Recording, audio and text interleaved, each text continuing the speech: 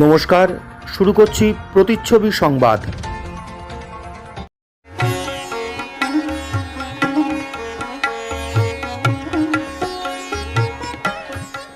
বাংলার তাঁতের শাড়ি মানেই জাতীয় পুরস্কারপ্রাপ্ত তাঁত শিল্পী বীরেন কুমার বসাক।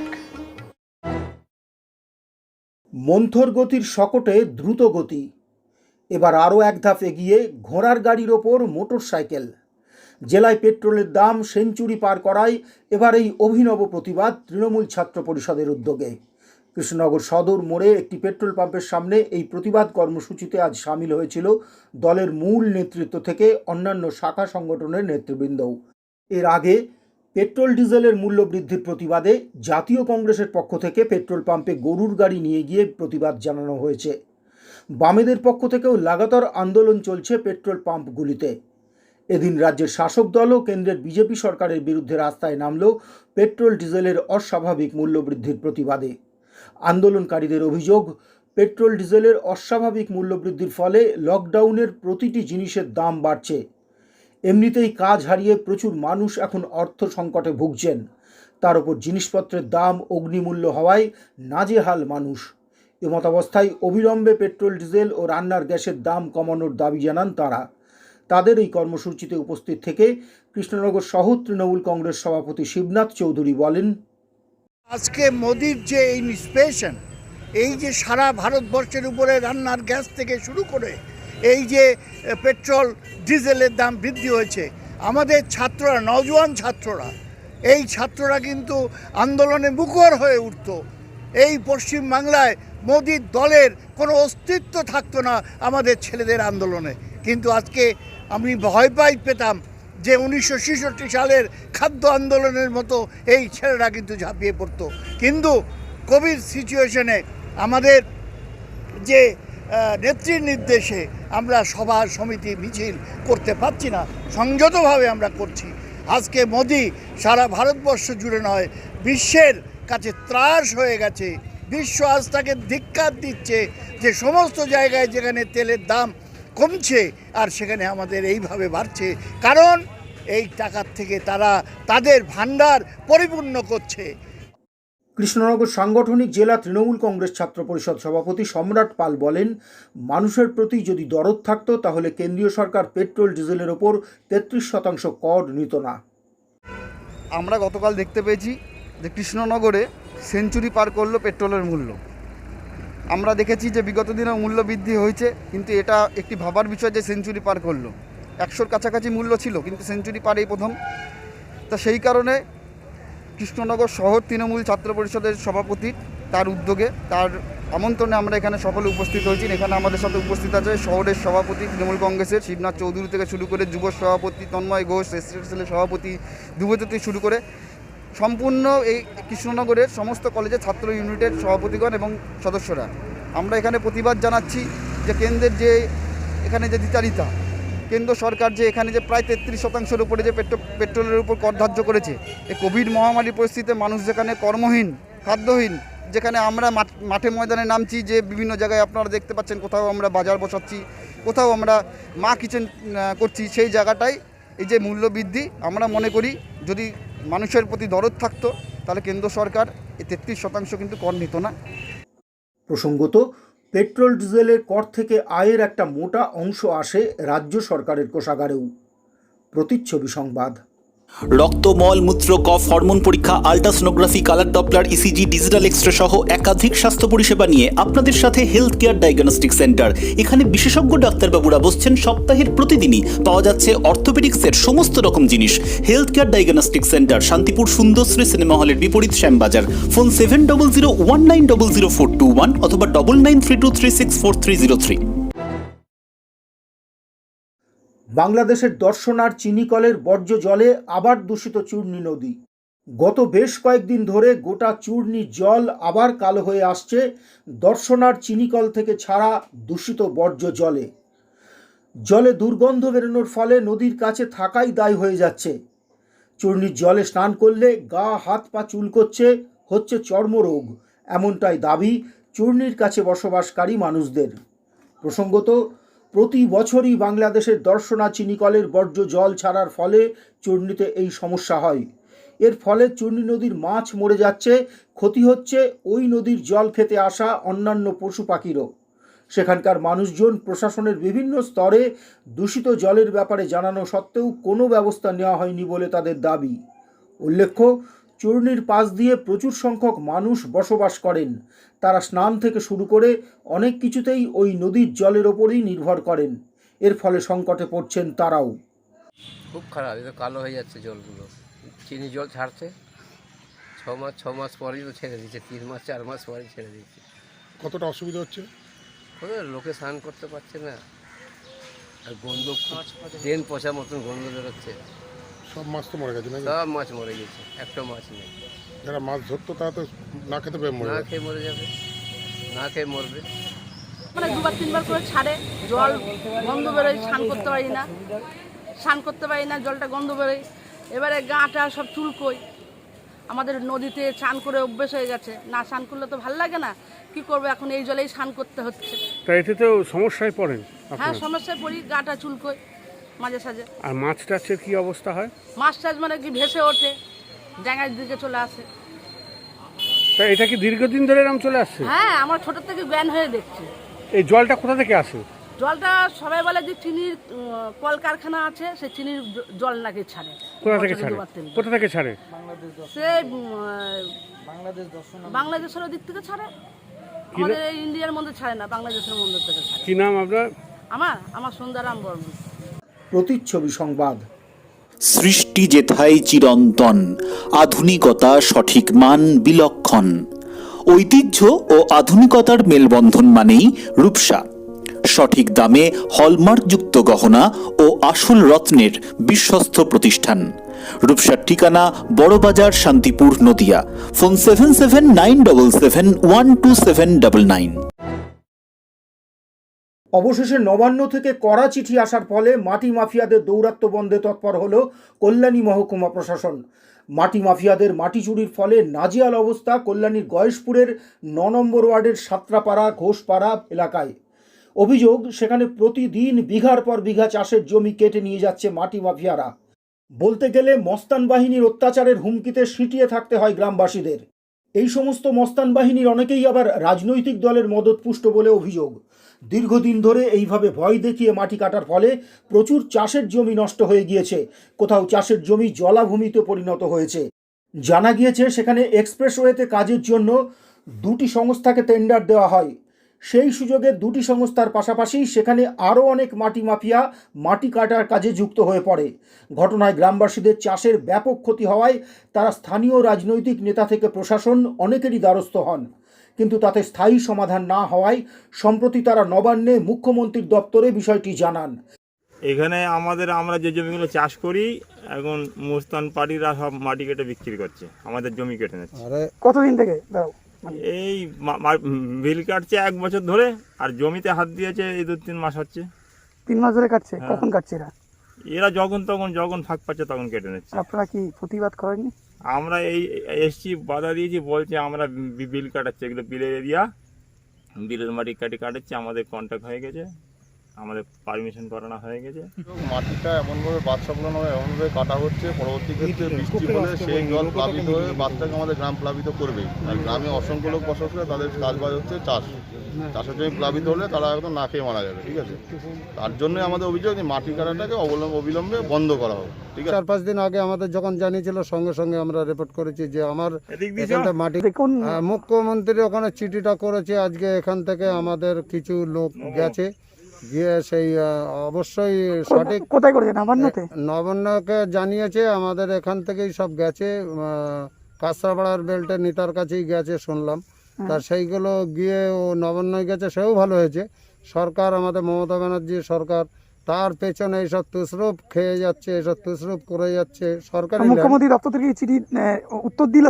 হ্যাঁ, চিঠির উত্তর সে দিয়েছে বলেই তো আজকে প্রশাসন, আজকে এসডিও, আজকে সবাই এসছেন।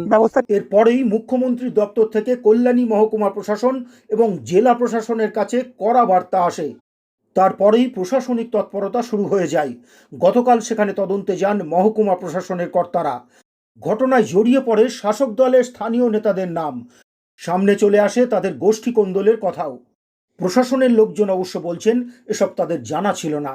গতকাল মহকুমা প্রশাসনের পর্যবেক্ষণের পর রবিবার জেলা প্রশাসনের ভূমি ও ভূমি সংস্কার দপ্তরের আধিকারিকরা চলে আসেন ঘটনাস্থলে। তারা জানান পুরো বিষয়টা তারা যথেষ্ট গুরুত্বের সঙ্গে দেখছেন। তারা জানিয়েছেন যে দুটি সংস্থা মাটি কাটার নির্দেশ পেয়েছিল তাদের কাছে প্রতিটি গাড়ির তালিকা রয়েছে, সেই তালিকা দেখে তদন্ত হবে। আপাতত বন্ধ করে দেওয়া হবে সেখানকার দুটি রাস্তার একটি। খতিয়ে দেখা হবে যে পরিমাণ মাটি কাটা হয়েছে তার সঙ্গে যে পরিমাণ সরবরাহ হয়েছে তার পরিমাণও। ব্যবস্থা নেওয়ার সেটা হচ্ছে যে এখানে দুটো এজেন্সি একসাথে মাটি কাটার পারমিশন পেয়েছে আমাদের ল্যান্ড ডিপার্টমেন্ট থেকে, কিন্তু এসে যেটা জানা গেল যে অ্যাকচুয়ালি যারা কাটছে কিছু মিসক্রিয়েন্ট নাকি কাটছে, সেটা তো এখনও প্রমাণ সাপেক্ষ। অ্যাকচুয়ালি এলএনটির কাছে যত ট্রাক ঢুকেছে সবার লিস্ট আছে, সেটা আমরা আলাদা করার চেষ্টা করছি। এলএনটি এবং ডিআরকে দুটো যে এজেন্সি আছে, কোনটা কাদের গাড়ি, বাকি গাড়িগুলো আগে আমরা দেখব। কিন্তু এখন এই মুহূর্তে আমাদের এখানে দুটো এন্ট্রি পয়েন্ট আছে এই জায়গায় পৌঁছানোর জন্য। তো ডিআরকে এই মুহূর্তে মাটি কাটছে না বলে আমাকে জানিয়েছে, সুতরাং এলএনটি শুধুমাত্র আসবে, দুটো এন্ট্রি পয়েন্টের একটা এন্ট্রি পয়েন্ট ব্লক করে দেওয়া হচ্ছে। ডিআরকে এরা ফুল ফর্মটা এদের কি আছে? ফুল ফর্মটা কি আছে? দীনেশ চন্দ্র আগরওয়াল। দীনেশ চন্দ্র আগরওয়াল কি আগরওয়াল আগরওয়াল দীনেশ চন্দ্র আগরওয়াল মাটি কি পারপাসে কাটছিল? কল্যাণী এক্সপ্রেসওয়ে এক্সপ্রেসের জন্য এই দুটোই পারমিশন পেয়েছিল। কিন্তু আরেকটা অভিযোগ স্যার পাশাপাশি রয়েছে অতিরিক্ত মাটি কেটে রয়েছে, যার পারমিশন তার থেকে বেশি। সেটা তো আমাদের বিএলআর সাহেব আসছেন এখানে, উনি সেটা দেখবেন। হ্যাঁ, যেটা আছে সেটা দেখে হিসেব করে যা করার তখন সেটা ওনারা আইনত ব্যবস্থা নেবেন। স্যার আপনি ঘটনাস্থলে কোনো অভিযোগ পেয়েছিলেন? হ্যাঁ, অভিযোগ তো গতকাল থেকে আছে এবং আমার অফিসেও একটা জমা পড়েছে। আর তারপরে আমি বিভিন্ন পুলিশের কাছ থেকে ইনফরমেশন পেয়েছি, ল্যান্ড ডিপার্টমেন্ট থেকে ইনফরমেশন পেয়েছি এবং উপরে থেকেও সিএমের দপ্তর থেকে কোনো জিনিস নেই, সেক্ষেত্রে স্যার তাহলে ব্যবস্থা নিচ্ছেন? দেখা যাক, কারণ আমটাম কিছু পাওয়া গেছে ধরে। Thank you sir. প্রশাসনের এই তৎপরতায় কিছুটা হলেও স্বস্তির নিঃশ্বাস ফেলছেন সেখানকার গরিব চাষিরা। প্রতিচ্ছবি সংবাদ। পারিবারিক বস্ত্র বিপণির সেরা ঠিকানা মানেই সিটি বাজার। পুরুষদের jeans pant, shirt, T shirt, মহিলাদের চুড়িদার, কুর্তি, শাড়ি এবং ছোটদের পোশাকের বিপুল সম্ভার নিয়ে সিটি বাজার আপনাদের সকলকে জানাচ্ছে সাদর আমন্ত্রণ। সিটি বাজার, মতিগঞ্জ মোড়, শান্তিপুর। ফোন 9775365955। তৃণমূল কংগ্রেসের রক্তদান শিবিরে বিজেপি ছেড়ে তৃণমূলে যোগ দিলেন বেশ কিছু মানুষ। এদিন ডাকঘরে মা ক্যান্টিনের প্রথম পর্যায়ের সমাপ্তি দিনে এক অনুষ্ঠানের আয়োজন করা হয়। সেখানে উপস্থিত ছিলেন রাজ্যসভার সাংসদ আবির রঞ্জন বিশ্বাস, রাজ্যের কারামন্ত্রী উজ্জ্বল বিশ্বাস, দলের জেলা মেন্টর বাণী কুমার রায় সহ একাধিক নেতৃবৃন্দ। এই অনুষ্ঠানেই বিজেপি থেকে আসা বেশ কিছু কর্মী সমর্থকের হাতে দলীয় পতাকা তুলে দিয়ে মন্ত্রী উজ্জ্বল বিশ্বাস বলেন, বিজেপির প্রতি আস্থা রাখতে পারছে না দলের ওপর থেকে নিচু তলার অনেক কর্মী, তাই তারা মমতা বন্দ্যোপাধ্যায়ের আদর্শে অনুপ্রাণিত হয়ে এই দলে চলে আসছে। তিনি বলেন, এই কোভিড পরিস্থিতিতে যেভাবে মুখ্যমন্ত্রী মমতা বন্দ্যোপাধ্যায় সাধারণ মানুষের জন্য কর্মযজ্ঞ শুরু করেছেন তা আর প্রশংসার বাকি থাকে না। যেটা যে বিজেপি পার্টিটা একটা জঞ্জাল পার্টি বলে এখানকার বহু জঞ্জাল থেকে মুক্ত হয়ে সবাই এসে দলে যোগ দেবেন বলে সিদ্ধান্ত নিয়েছেন। আমি এদেরকে আজকে কথা দিয়েছি, ওরা বলেছেন যে আজকেই জয়েন করাবে। ঠিক আছে, আমরা যে কজন এসেছে তাদেরকে আজকে এখানে এই অবস্থা জয়েন করাবো। বিজেপি কর্মী তারা এসে এখানে আমাদের আজকের এই শুভ অনুষ্ঠানে তাদেরকে আবার আমাদের তৃণমূলের পতাকা তাদের হাতে তুলে তুলে বলছি মমতা বন্দ্যোপাধ্যায় সেবা করার জন্য রাস্তায়। কতজন জয়েন করছে? 50 জন মতো। সবই কি ব্লক না টাউনে? সবই কি ব্লক না টাউনে? টাউনে। রাজ্যসভার সাংসদ আবির রঞ্জন বিশ্বাস মা ক্যান্টিনের এই উদ্যোগকে শুভ উদ্যোগ আখ্যা দিয়ে বলেন, এই কাজ অত্যন্ত মহানুভবতার পরিচয় দেয়। তিনি বলেন, বিজ্ঞান এত এগোলেও বিশ্বে এমন কোনো ল্যাবরেটরি নেই যেখানে রক্ত তৈরি করা যায়, তাই যারা নিজেদের শরীর থেকে রক্ত দিয়ে সংকট দূর করছেন তাদের মহানুভবতার প্রতি শ্রদ্ধা জানাই। তো শুভ উদ্যোগ বিগত 10ই জুন থেকে শান্তিপুর মা ক্যান্টিন কমিটির উদ্যোগে যে দুস্থ মানুষ যারা লকডাউনের ক্ষেত্রে এফেক্টেড হচ্ছিলেন, যাদের হয়তো অন্য সংস্থানের ক্ষেত্রে কিছু অসুবিধা ছিল, তাদের পাশে এইভাবে দাঁড়ানো, এটা আমি মনে করি একটা মহানুভবতার পরিচয়। এই জিনিসটা একমাত্র তৃণমূল কংগ্রেসের কর্মীরা যারা মমতা বন্দ্যোপাধ্যায়ের শিক্ষায় শিক্ষিত তারাই এটা করতে পারে। তো সেই জন্য আমরা সকলে এদের জন্য গর্বিত। পাশাপাশি আপনি আজকে দেখছেন এটার পাশাপাশিও কিছু বস্ত্রদানের ব্যবস্থা ওনারা করেছেন। এটা অত্যন্ত শুভ উদ্যোগ। কিন্তু সর্বোপরি আমি বলবো, আপনারা জানেন যে একে গরমকাল, রক্তদান কম থাকে, তার উপরে কোভিড পরিস্থিতির জন্য রক্তদান অ্যাকচুয়ালি বন্ধ ছিল, ফলে রক্তের ব্যাপক সংকট হয়েছে সারা রাজ্যব্যাপী। সেখানে দাঁড়িয়ে এই যে উদ্যোগ, এবং আরও আপনি শুনছেন আমাদের মাননীয় চেয়ারম্যান উজ্জ্বল চাই মহোদয়ের আগে অন্যান্য রক্তদান শিবিরে ছিলেন, তো সারা জেলাব্যাপী আমাদের একটা উদ্যোগ আছে রক্তদান করে এই রক্ত সংকটকে মেটানো।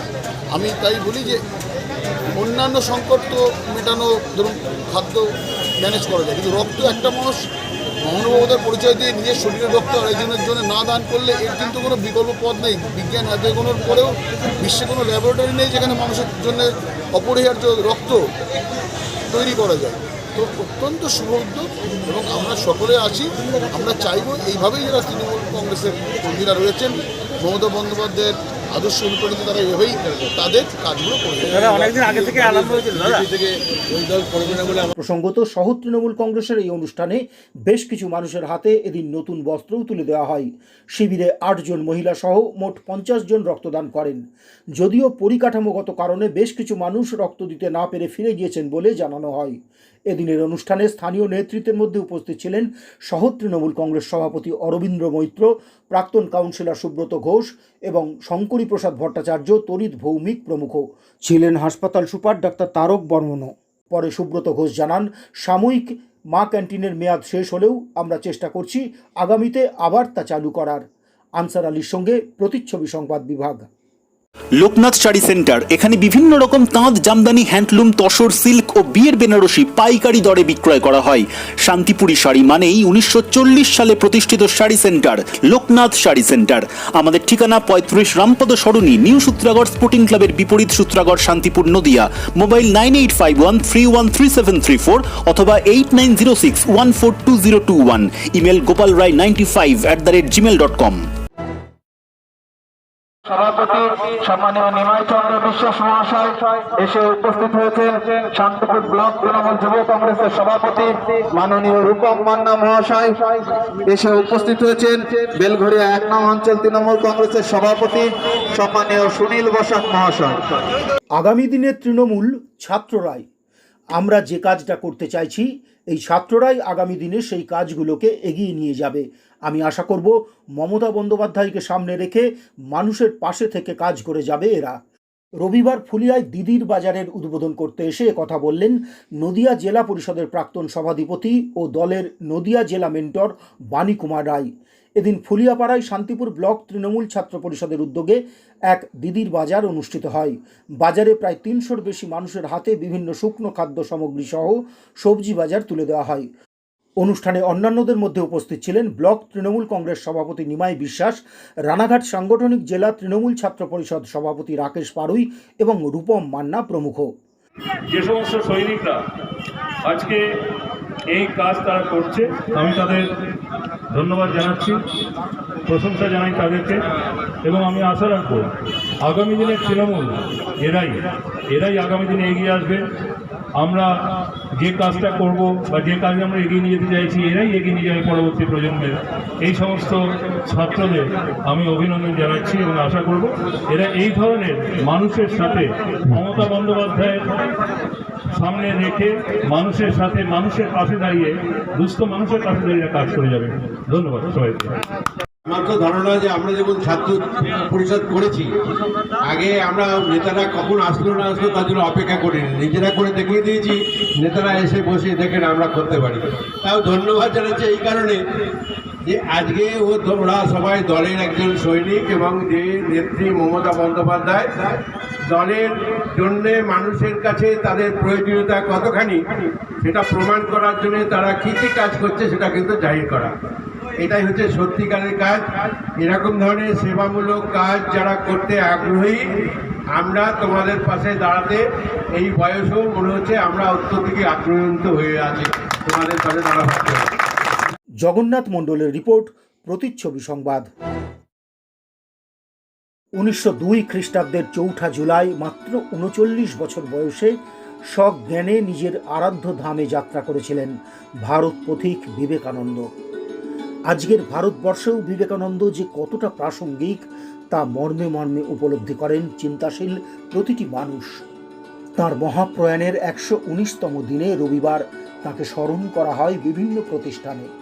এদিন বাগাঁচড়া রামকৃষ্ণ মিশন সারদা আশ্রম এবং স্বামীজি নেতাজি আইডিয়াল ইউথ সোসাইটিতেও যথোচিত মর্যাদায় স্বামীজিকে স্মরণ করা হয় এবং তাঁর প্রতি শ্রদ্ধা নিবেদন করা হয়। শান্তিপুর সূত্রাগড়ে পৌরসভার বিবেকানন্দ পার্কে অবস্থিত স্বামী বিবেকানন্দের পূর্ণাবয়ব মূর্তিতে মাল্যদান করে শ্রদ্ধা নিবেদন করেন নবজাগরণের কর্মীরা। বেশি প্রাসঙ্গিক আমার মনে হয়েছে এই তিরোধান দিবসে। স্বামী বিবেকানন্দ হচ্ছেন যুব সমাজের প্রতিনিধি। স্বামী বিবেকানন্দকে কেউ কিন্তু বৃদ্ধ অবস্থায় ভাবতে পারবে না। মাত্র 39টি বৎসর তিনি বেঁচেছেন, কিন্তু এই অল্প দিনের মধ্যে তিনি যে আদর্শ রেখে গিয়েছেন আমাদের সামনে, বলা হচ্ছে যুগ যুগ ধরে সেই আদর্শটাকে বাস্তবায়নের জন্য আমাদের সময় দিতে হবে এবং যারা এই নিয়ে সময় দেবো তাদের জীবন ধন্য হয়ে যাবে। একটি সুন্দর প্রার্থনা বলা হয়, কোন জীবনটা সফল সার্থক? প্রার্থনাটি এরকম বলে যে জীবনে যাবৎ আদানম স্যাৎ প্রদানম ততোধিকম ইত্যেষা প্রার্থনা স্মাকম ভগবান পরিপূর্যতাম। হে ভগবান, হে ঈশ্বর, হে আল্লাহ, তুমি আমাদের এই প্রার্থনা পূরণ করো। জীবনে বেঁচে থাকার প্রয়োজনে আমরা মা বাবার কাছ থেকে, সমাজের কাছ থেকে, প্রকৃতির কাছ থেকে, রাষ্ট্রের কাছ থেকে যা কিছু গ্রহণ করব, বেঁচে থাকতেই যেন সেই মা বাবাকে, প্রকৃতিকে, রাষ্ট্রকে, সমাজকে তার চেয়ে বেশি ফেরত দিতে পারি। এই হচ্ছে স্বামী বিবেকানন্দের কথা। এই পবিত্র দিনে আমাদেরও সশ্রদ্ধ প্রণতি এই যুগপুরুষের প্রতি।